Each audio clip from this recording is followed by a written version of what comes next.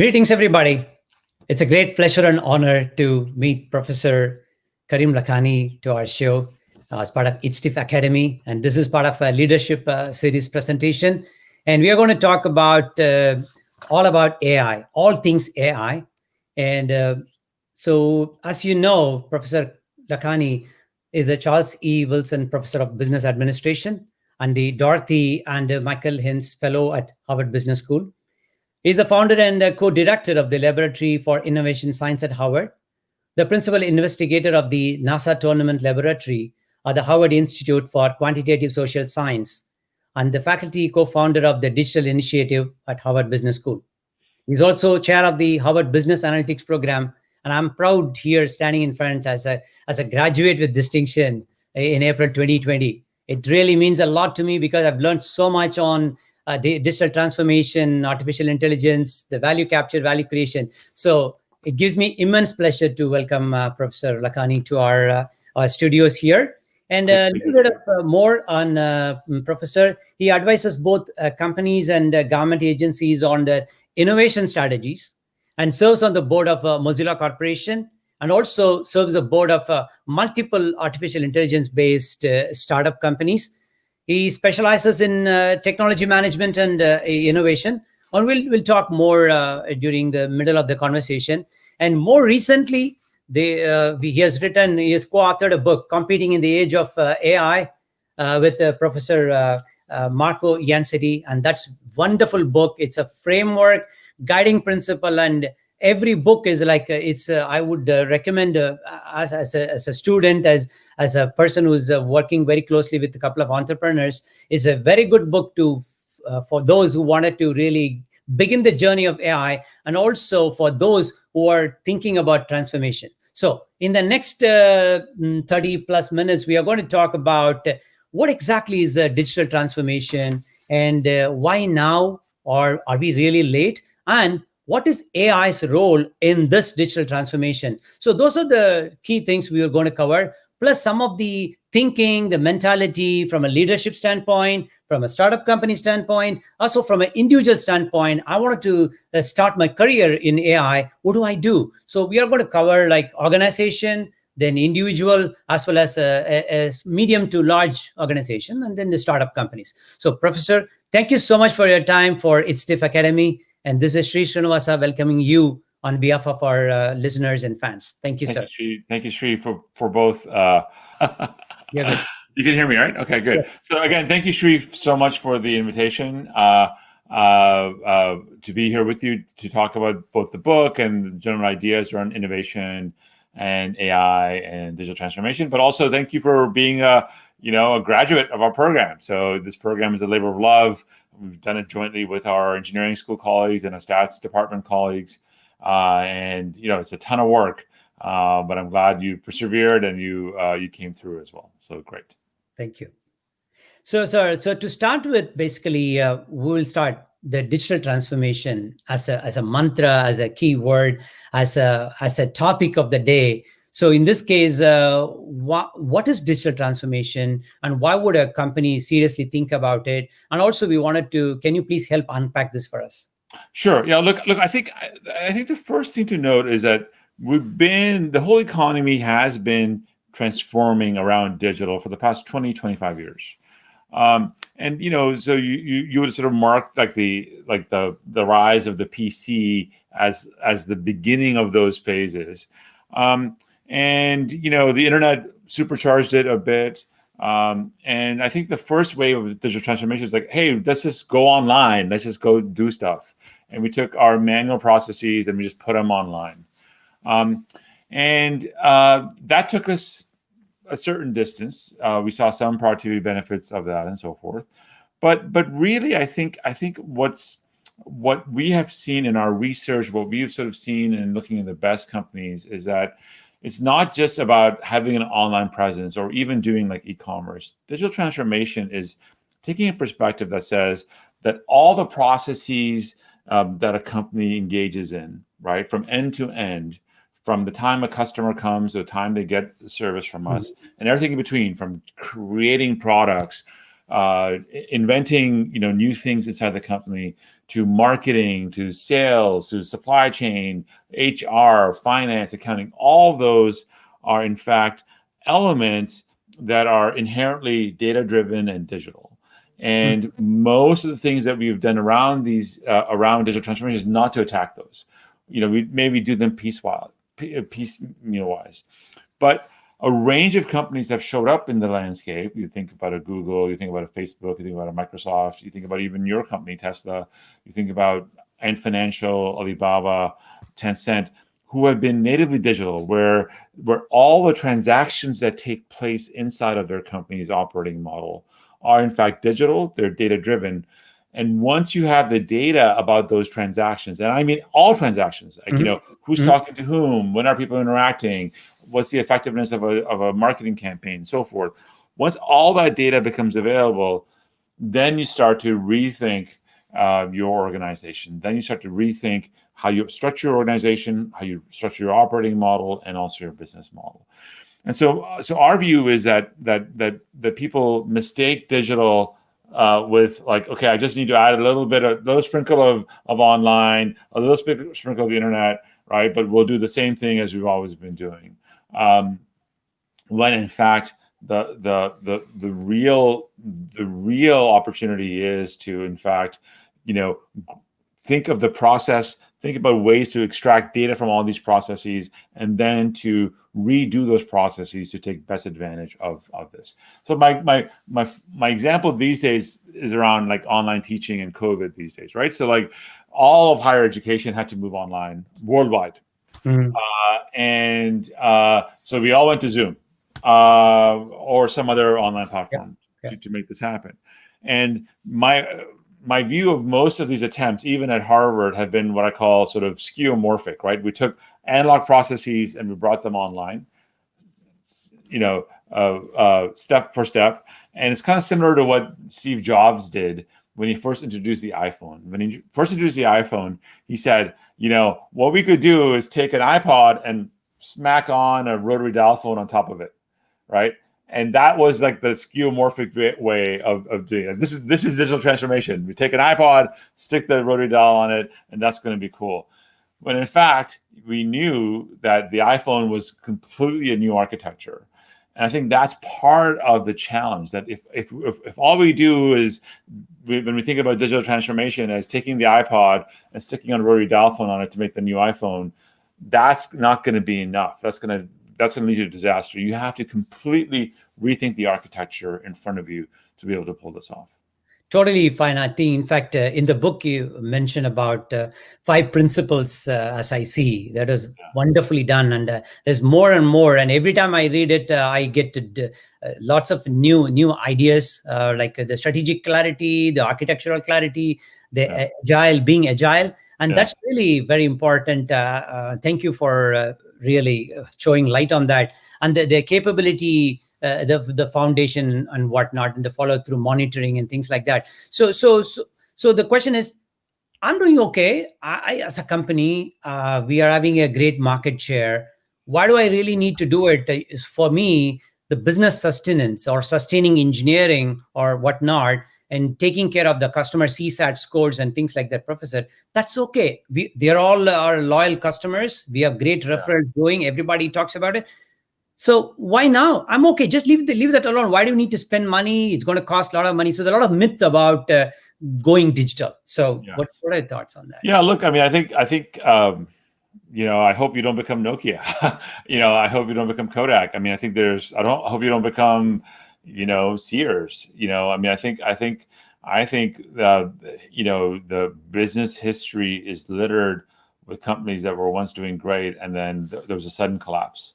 And part of the sudden collapse is that executives fail to notice how technology is changing both the consumer experience and consumer expectations, and also fundamentally altering business and operating models. So, a very simple view about this, right? So if you had gone to Barnes & Noble in 2001 and asked their customers, hey, would you ever buy books online?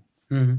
What do you think they would say? Like, if you went to the customers in their stores and say, books online, that seems awful. I love coming to your store. I Exactly. love the smell of new books. I love the handwritten notes by the clerks telling me about those books, right? And the coffee and the Starbucks and the comfy chairs and the sofas and the nice colors. The Why would I slow. ever buy a book online? But then if you also asked their employees, do you imagine selling books online? He goes, no way. I love coming to the store. I love setting up. Same thing with the executives, right? So, and then of course, Amazon hit and the world changed. And the world changed by, you probably bought this book through Amazon, right? And it got delivered to you. And so the point I'm trying to make is that technology is not just changing the operating model, but it's also changing customer expectations. And if you ask your current set of customers, would they change? Most likely they're going to say, and your most loyal customers, right? Most likely, probably not, right? But it's the wedge that technology drives and changing the expectations is so huge. And with that, of course, we know that different business models emerge, right? Because Amazon makes money in many different ways than just selling books. And Barnes and Noble becomes a specialist bookseller, increasingly irrelevant, right? Versus Amazon says books is just the first thing I do to create a multi-sided marketplace to serve all the consumers' needs when it comes to commerce. So the thing that we're noticing, right, is that digital transformation that has been ongoing first took hold in the sort of this change in the business model and the operating model first took hold in the computer business, like starting with Microsoft. Microsoft came in and really shifted the model to one of relying on network effects. And then after that, again, in the computer industry, right, we saw Oracle come in and do some interesting things. We saw then Google and Facebook come in and do interesting things. And so it's really been in the tech world. But over the last decade, those models have exploded in the non-tech world, right? So automotive, that has had a huge impact, both with what Tesla is doing, but also what Uber and Lyft or Didi are doing as well. So that's been changed. You think about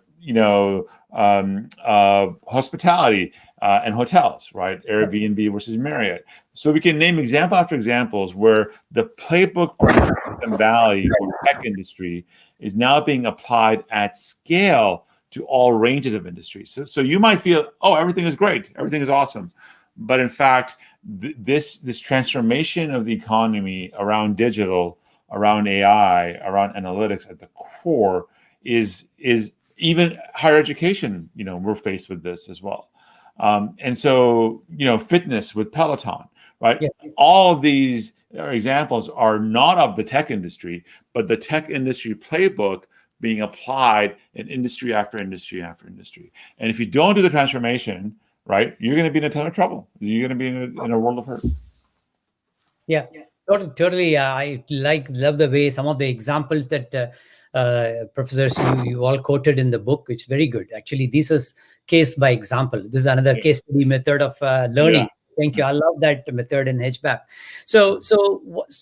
Okay, the company has decided. Now the question is, where does AI fit in? So we are slowly getting into, is the AI the way of going digitally, or Yes. what are your thoughts on that? Yes. So I think that's a great question. So what I would sort of say is that digital is not just about bits and bytes, it's about the data. And using the data to inform what happens next in your company, right? And to be scientific about that response. And so what we see happening around digital is that digital is necessary but not sufficient. You need AI to be able to drive the transformation. Mm-hmm. And that is both on the business model side, how you create value and how you capture value. So when people talk about business models, I always say, look, wait. Let's break down business models into value creation and value capture. Value creation is all the reasons customers come to you and do a transaction with you. And you need to be very specific when you write down what value creation is for you. And value capture is all the different ways in which you make money from that value creation that you're doing. And digital and AI combined are generating more ways to create value for customers and more ways to capture value from our customers, right? So, for example, in the transportation business, right, we see that there is a personal capex value capture model that many auto companies use, right? But we're also seeing Uber as an automobile provider, as an automotive services provider, is based on pay-per-use, right? So it's a very different value capture for the same value creation, which is like, I need to go from point A to point B. And what digital and AI are allowing us to do is to generate more options for value creation and more options for value capture. But then also what AI allows us to do is to also think very carefully about the operating model. And when we think about the operating model, we think about three distinctive things. We think about scale, how you serve more and more customers, how you achieve scope, how you offer them many different things, and how you learn and improve. And digital and AI are critical elements in achieving higher scale, higher scope, and better learning throughout the operating model delivers the value, right? It's a value delivery system for the business model, right? And my belief is, Marco's belief is, in our book thesis is that AI and digital and platforms are now moving to the center of the firm, right? We want to remove sort of the human constrained bottlenecks in how we make decisions, right? We want to think about AI as being able to help us make predictions about everything in our processes, right? Help us find patterns in the data and drive automation. And the best companies in the world are doing more and more of that and getting better and better of that. And that's, I think, the role of AI in digital transformation. So in other words, you need to be data focused with a clear business analytics model in terms of collecting the right data and then analyzing the data which is relevant, and also making some predictability analytics into the mix, right? And in many ways, I think, and this is going to sound scary, that we want to move the human bottlenecks around how we do our processes, right? So just imagine when you search on Google right now, there's no auctioneer actually running the auction, right? There's no one person going, okay, for Sri search, is it $5, $10, $11, right? It's all driven algorithmically, right? The machines run the auctions, the machines serve you the ads, and they pick the right ads. There's no humans in the middle of that process, right? When Facebook suggests to you somebody's name or a friend, again, there's no curator at Facebook thinking about who's Sri's friend going to be, and we should make that match, right? It's all being done algorithmically. Even now, like if you sort of think about the most, like in South Asia, we have all these aunties that make matches between, bachelors and bachelorettes, yes, right? All the rishta.com kind of stuff, right? But today, right, a majority of Americans are meeting online, and that matchmaking is being done by algorithms. It's not humans doing that, right? So it's a matter of saying, when we take the human bottlenecks out of core processes, we can just scale them in interesting ways. And that's, I think, the key element that we have to get around, that it's not just about data and analytics and prediction, but actually fundamentally transforming the way in which we run our companies. Humans are, of course, important. And in many ways, the machines are going to augment what we do and help us what we do. But there's a whole process re-engineering perspective here, which says, let's actually see where else could we apply AI and machine to automate a bunch of things that we didn't think was possible before. Yeah, totally. I think thank you, Professor. As you very rightly said, the operating model should be able to generate such data for us to mine and analyze for future, and then say, what do we learn from this? Exactly. That will give rise to what are the other functions that we can, which is again in Professor Tushman's language, exploit and explore. Yes. How can we increase efficiency, reduce cost, do it at a great speed? The dynamism is important because everything is changing. So one question though. So when robotics came a couple of years ago, people said, "Oh my God, I'm going to lose my job." And because now even medical field, scanning, radiology, you take it, every industry is looking at the ways of understanding the customer, are using this, artificial intelligence, machine learning, deep learning techniques. So the question here is it going to be like people are afraid, I don't want to really get into this because it's going to, the societal obligations that we have got, people might lose jobs. So I don't want to do something like that. That's one question. And the second question as a follow-up will be, how do we gain trust in AI? So those are the two things for you. Yeah. So look, I think is there going to be displacement? Of course, there's going to be displacement. That's what technology does. It changes how people consume goods and services and consumers' expectations, right? So I still remember, I'm that old that sometimes you'd walk into an elevator and there would be a person who would take you to the floor, right? There used to be elevator operators, Yes. right?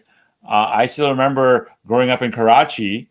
When I would go to primary school, right? There's a guy in a horse buggy literally coming to pick me up, to take me to my school. Yes. Right? All of those jobs are gone, right? So technology has driven displacement. What's interesting is that that's typically happened industry by industry in a piecemeal basis, right? So we automate the textile making manufacture, textile process, and so forth, and so on. What AI today is doing is that a whole lot of jobs are now being automated out. And that's a cause for concern. Of course it is. So will there be displacement? 100% there's going to be a lot of displacement. How will our societies respond? We have to learn to respond to displacement. But does that mean that humans are going to be useless and not doing anything at all? I don't think so. I mean, I think, I look to things like what happened in the European art scene, right? If you sort of think about in the 1800s and early 1900s, the epitome of European art was the still life, right? And then photography came and it caused an existential crisis amongst artists because a photograph by an amateur could take the best representation of still life. You didn't have to sit there for hours or days and doing still life painting. But that pressure caused humans to innovate and then invent modernism in art, right? So Picasso came out of that. Now, did the still life artists make the transition? Probably most did not, right? And so we as a society have to figure out how we actually train and retrain people in these new fields, and how the technology ends up being an augment for us instead of a purely replacement. But we know machines are better at detecting cancer than humans are. Machines are going to be better at doing robotic surgery. We know that, right? And then the question becomes, what is going to be the role of the humans, and what else will we explore? And how do we sort of use our innate creativity to go further? But those are important big questions. Yeah. So thank you so much. In fact, I wanted to share an example. I'm actually interviewing a person whose father used to be like a artist for banner ads for movies and in theaters. They do like 60-foot stuff. So he was saying that a lot of people have to change their jobs to go to house painting, and all this artistic stuff has really changed because of flex painting method and computer generated images. So what I asked him, like, what are we doing? He said, they are retooling, retraining, and they are trying to, it's like, if you can't beat them, join them kind of stuff, right? And I really think that, but the responsibility for that is going to be both, governments and the social sector, but also companies. Companies have to sort of now realize that that's the way the world is going. Invest in our people, right, so that they can be continuously learning and retooling along the way as well. Right. I think that's where the educational institutions such as the prestigious Harvard Business School and Harvard Business Analytics program, I mean, you are inculcating such curriculum into the fold. And I love this, the digital transformation, the classes, the DSPs and whatnot, and of course the data-driven marketing. I mean, you gave us a sample of those things, which will help us to explore and see what's something we do not know. And if you are interested, definitely we go to the data science model. So thank you. I mean, that's a great service, and being an educational institution, which is a moral obligation, I would say, rather. Thanks. It's our job. It's our job. No, thank you. I mean, the second one is basically the accountability. That's what I'm talking about. Where does the accountability lies? Is it with the people? Because, I don't trust AI, or maybe let me give it a shot. Let me try and put some human on top of it. So the accountability, I guess, it lies in both the people as well as organization, right, Professor? Perfect. Yeah, great. And I think I want us to think about this in two dimensions. The first is, it's inevitable. More and more of the tasks we do are going to be infused with AI, right? And either it's going to be a complement story or a substitution story. And so the first question you want to ask yourself, though, is how good is this thing anyway? Right? How good is this thing? How good is it at detecting cancer? How good is it at drilling that hole? How good is it at whatever the task is? And the important consideration I want everybody to walk away with is that we need to be objective in our analysis. We need to not just consider how good the AI is in detecting cancer, but also how good the average human being is in detecting cancer. Or the radiologist is, not the average human being, because average human beings aren't good at detecting cancer. It's the radiologist, right? So how good are the radiologists at detecting cancer? And then have a conversation about what is the accuracy level and the precision level that we care about, right? And you know, this discussion on false positives and false negatives is one thing. But it is clear to me that in everything that the AI does, we can get objective metrics of performance. And our job as managers, as executives, as leaders, as startup owners, and so forth, is to actually say, okay, compare to what? And so it's going to be compared to existing processes. And then you have a debate and a conversation saying, when would I want this to be way better than humans? When would I want it to be equivalent to humans? And when would it be okay for it to be worse than humans in many ways? So this is a real imperative towards building trust, because we need both the AI performance, but we want to compare it to the human performance side by side. I think that's important. The second thing is around the trust in AI is that this is actually really an engineering task and an executive management task, because we can't just be satisfied with black box answers about what the deep machine learning model is doing, right? Or what the reinforcement learning thing is doing. We need explanations, right? We need to be able to understand how is it that the machine is making these predictions, making these decisions for us. And for that, you know, there's a ton of work being done around transparency and algorithms, explainability of algorithms. But this, we can't do it ex post after the algorithms have been developed, right? We have to actually, you know, build it right into our processes, right? And so the example I use often is that, you know, at HBS, we have this landmark case about Toyota and quality at Toyota and the Toyota production system, right? And one of the questions we ask is, hey, where is the quality department at Toyota? And the answer is there isn't one, because their processes are designed, right, to have quality built right in, right? It's everybody's responsibility. Quality is everybody's. Everybody's not just, but it's not just responsibility, Sri. It's like the whole you can't just say, well, hey, Sri, it's your responsibility to make good cars at Tesla.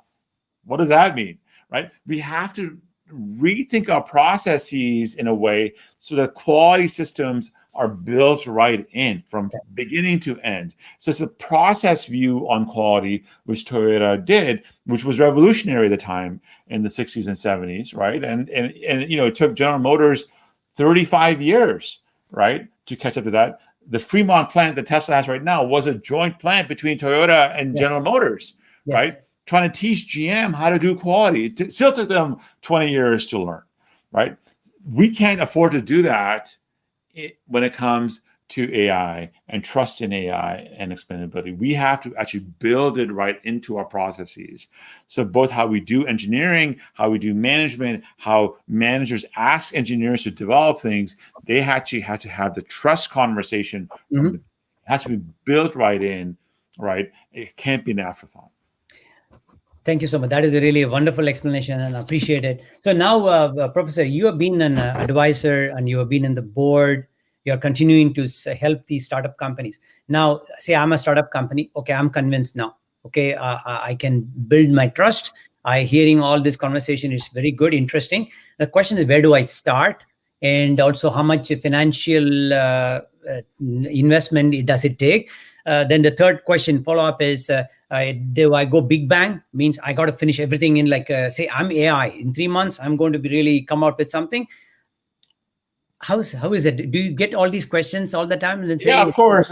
Yeah. No, look, I think So I think there's a different responses for startups versus incumbents. Okay. So for startups, look, startups have to engage in a value discovery conversation, right? Which is, I've got all this fancy AI, I've got all this kind of stuff, got this data, but is there value for the customer? What is that value really, and how much are they willing to pay for it? I think startups say, I add sprinkle a little bit of AI magic, and then boom, I'm going to make a ton of cash. No. If anything, what I'm noticing is that because the cost of AI development have dropped radically, right? You can get it on demand on Amazon, right, or from Google, right, or from Microsoft, or from Alibaba, or Tencent, or Baidu. Because the cost of AI development have dropped radically, there's been a lot of entry. There's a lot of entry. When there's a lot of entry, there's a lot of competition. A lot of competition means prices will go to zero, right? Unless you can differentiate. And where will you differentiate? You're going to differentiate on the basis of your business model and your operating model, right? Those also have to be AI infused. Your product by itself just can't be AI. Everything you do, actually, all your processes have to have AI built into them. But here's what I think is important for startups, right? Is that you need to engage in the value discovery story. You need to iterate. You need to figure out who are the right customers, what are they going to pay for, right? And what is precisely the value being generated. And I think many startups fail because they just haven't done the discovery process up front and figured out what is it the value that they're creating. They just go technology first instead of value first. So I think for startups, it's very important to do that. I think for incumbent companies, the first thing I would say is fix your data plumbing. Mm-hmm. The data plumbing in most organizations is siloed, it's terrible, it's leaky, right? It smells, it's terrible, right? And so the first message to executives is fix your data plumbing, build a common data architecture, revamp your data processes, make sure all the data are available for analysis, bust out of your silos. It's both a technology story, but also an organizational change story. That's first. Then you can add in a whole bunch of automation and AI on top of it. But as we know, garbage in, garbage out when it comes to AI. And if you haven't done your homework and the investments in your data plumbing, you might as well not play. Thank you. So for me, it's never a big bang. It's really, can you actually even get the data ready first, and then you play. Thank you so much. Dear listeners, we are part of itsdiff Academy, and we are meeting Professor Karim Lakhani. He's a chair of Harvard Business Analytics program, and also has been serving as an advisor for a lot of AI-based startups. And also he serves on the board of Mozilla Corporation. And more recently, he co-authored the book, Competing in the Age of AI. And of course, every chapter is with lots of examples and stuff. And then, so talking about the book, Professor, so one thing I wanted to ask, what motivated, what was behind, why would you need to write a book about this? So there's some smart, interesting stories will be, maybe one story you can share. It's an occupational hazard, right? As a professor, you have to write a book. So it was time to write the book. And, by the way, we tried to write this book for 4 years, and every time we tried to write it, somebody else wrote the book that we were writing. So no, so look, I think here's what happened. So Marco Iansiti and I started working together around the question of digital innovation and transformation in 2012, before it was a buzzword. In 2013, we launched the first course at Harvard Business School on digital innovation and transformation. And there we started to see the rise of these platform companies across a whole range of industries.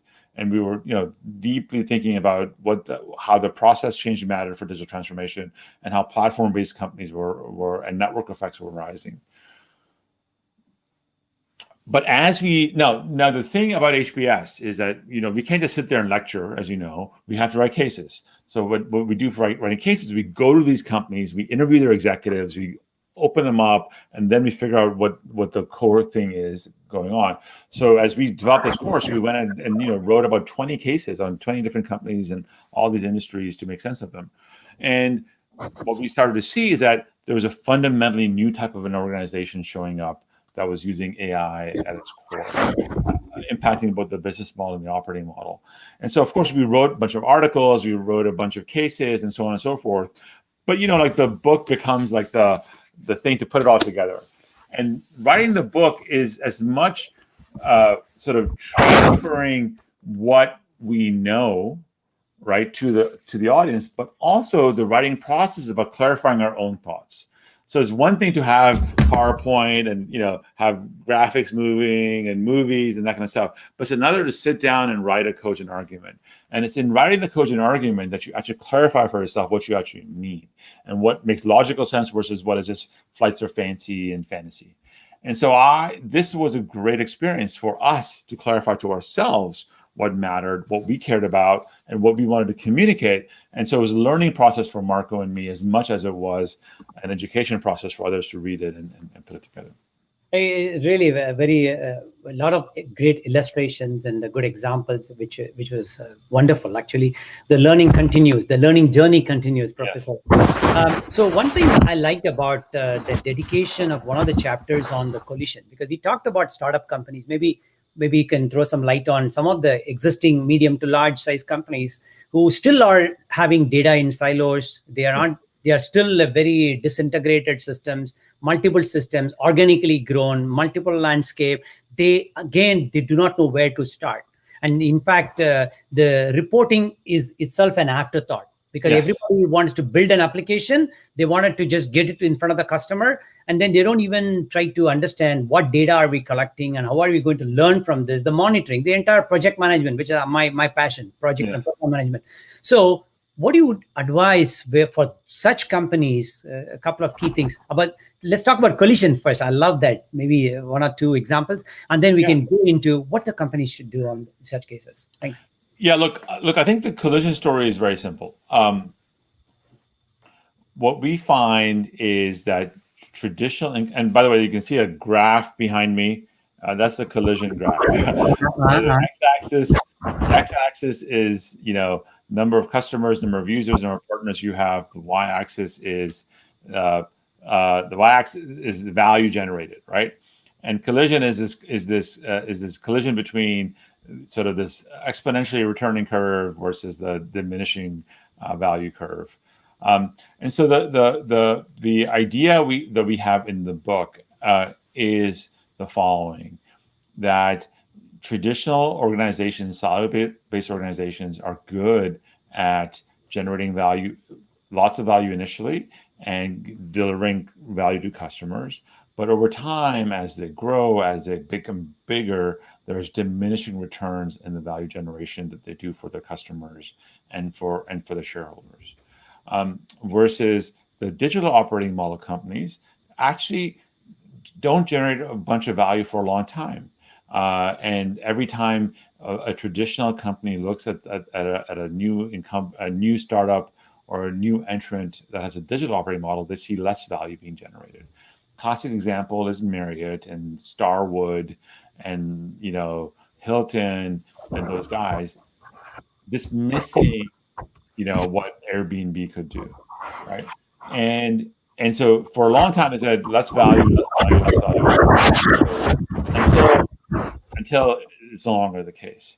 So the view of collision is that it's not a disruption story where a new technology, which is lower cost, is opening up a new segment and going after customers. And then over time, it gets better. That's the classic Clayton Christensen disruption story.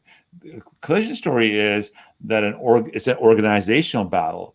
An organization with a new operating model and a new business model is attacking you in your same business, right? And that is the thing that we saw happen, right? This collision curve also, Nokia versus Apple and Android, same thing, right? Driven by apps, driven by the network effects and the learning around that.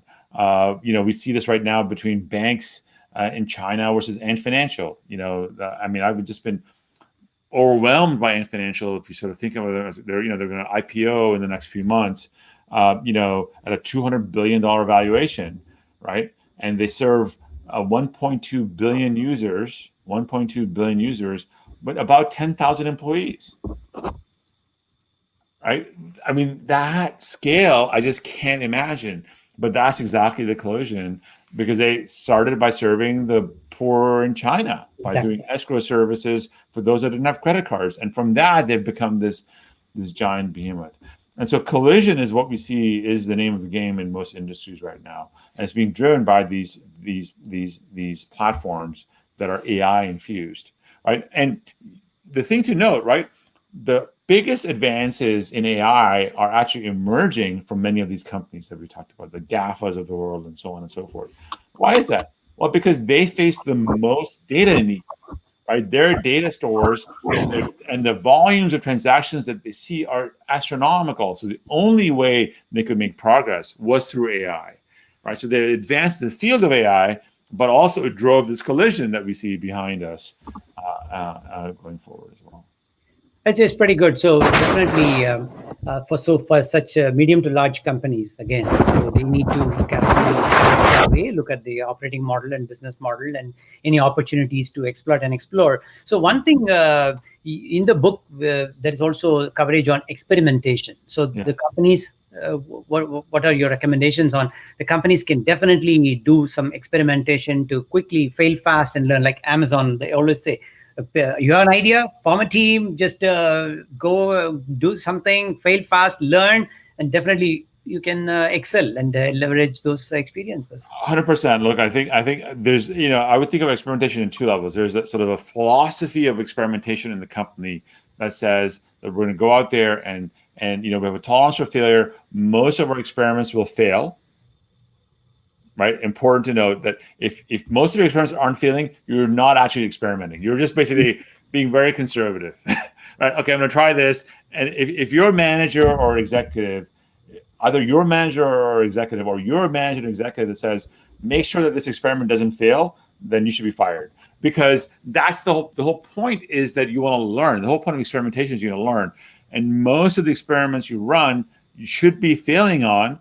And you got to learn how to minimize the cost of these experimentations while maximize the learning. Because then when you find the one that works, you can take that and go to town and really scale that. So first is this philosophy of like tolerance for failure, agile teams, going out there into the market and trying different things out.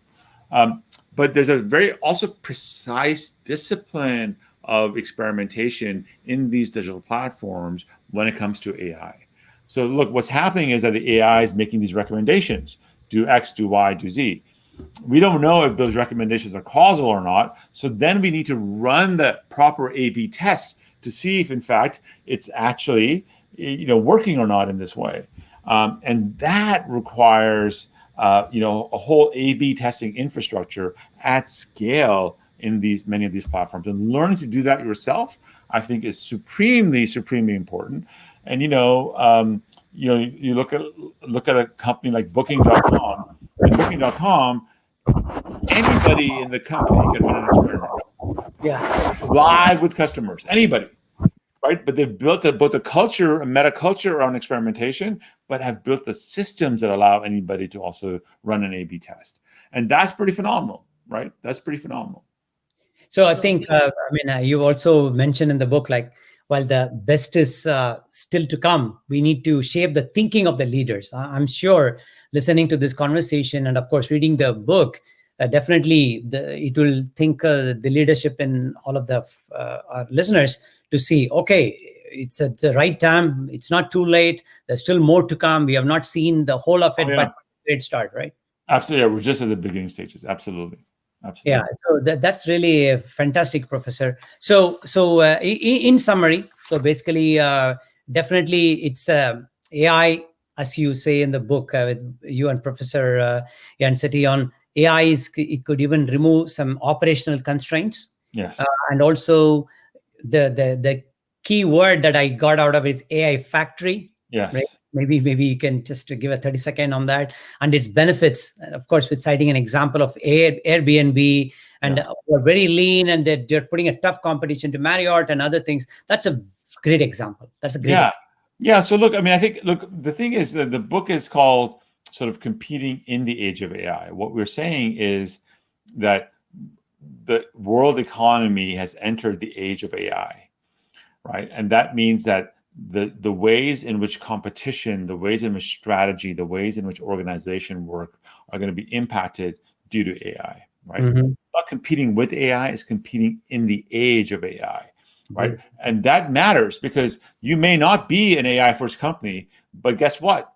You'll have to figure it out because AI first companies might be competing against you, right? And so it's competing in the age of AI, not competing with AI is the first thing to note.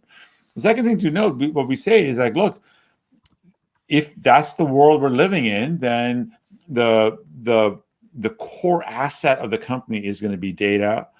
And then the way you turn this data around into something useful is going to be an AI factory. An AI factory will ingest data, right? And from there, drive predictions, drive pattern recognition, or drive automation. And the point that we make is that if you sort of think about a car factory, or you think about a steel factory, right? Or you think about a clothing factory. All those factories look very different, right? A steel factory looks very different from a car factory, from a clothing factory. But the AI factory, right, in all of these companies is going to look the same. There's a set of processes. There's a set of ways in which you actually develop the AI factory, in which you start it, you scale it, you expand it. And that looks the same. And we believe that that is going to be a core capability of most companies across the world, across all industries.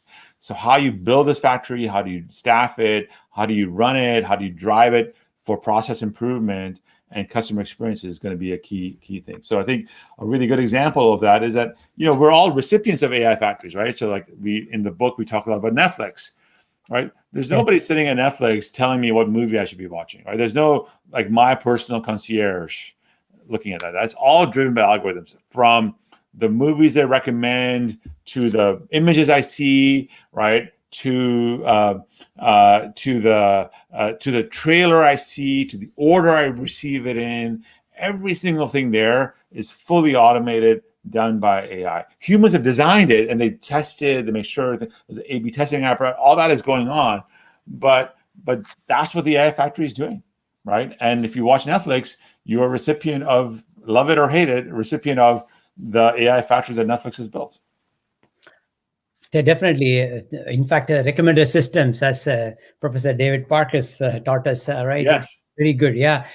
So one last thing before we close this session. So for students who are budding and thinking about picking a career on business analytics, maybe HBAP is the way to go, or learning about the artificial intelligence. So what would be your recommendation and advice for them? Look, I mean, I think my view is we should all be students, no matter what age. I think people think of students that go, oh, under 20 or under 25, whatever. As you have demonstrated by taking our program, you're 30, right? So you're pretty young. So doesn't matter, as you said, right? I'm still pursuing higher studies. So thank you for your support. Exactly. So the point is, we are living in an era where, and again, I'm selfish because I'm a professor, I'm in the education business. So you should take that for what it's worth. But I really think that we're living in an era where continual learning is going to be really important. In the world of business, right, the skill set around analytics and AI is going to be critical. What I say often is that, when people come to Harvard Business School for their MBAs or their executive education programs, these longer programs that we have, they learn accounting. Right? And accounting is very important because you need to understand how the books are put together, how reporting happens in companies. But most of them don't have ambitions to become accountants, right? They want to become entrepreneurs, CEOs, presidents, and so on and so forth, but not be accountants. My view today is that if you want to play in the world of business, regardless of your specialization, finance, marketing, operations, you name it, innovation, R&D, HR, regardless of the function you want to serve to start your career or to exploit your career or wherever you're in the career, analytics and AI is the new accounting. You have to learn it. You have to understand statistics. You have to understand programming, right? You have to understand machine learning and put it together. And this is going to be the language by which companies succeed, and all of us need to invest in that and pick that up. So I think that's what I imagine is going to be happening. So even if you're going to be in the arts, you'll have to learn this, right? And so my advice to students of all ages is that getting comfortable with this world, this new age, understanding how it operates. You don't have to become a data scientist, right? But you need to understand how it works so you can be more knowledgeable. You can take action with confidence is going to be required. And that requires you to invest in your learning and invest in the toolkit, but also how that toolkit applies to your field in a big way.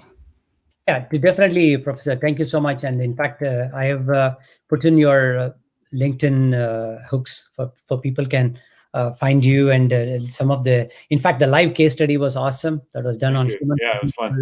interaction. It was beautiful. It was really fantastic, right? Okay, thank you so much. So one last thing. I mean, I have more questions, but definitely we'll save it for some other time.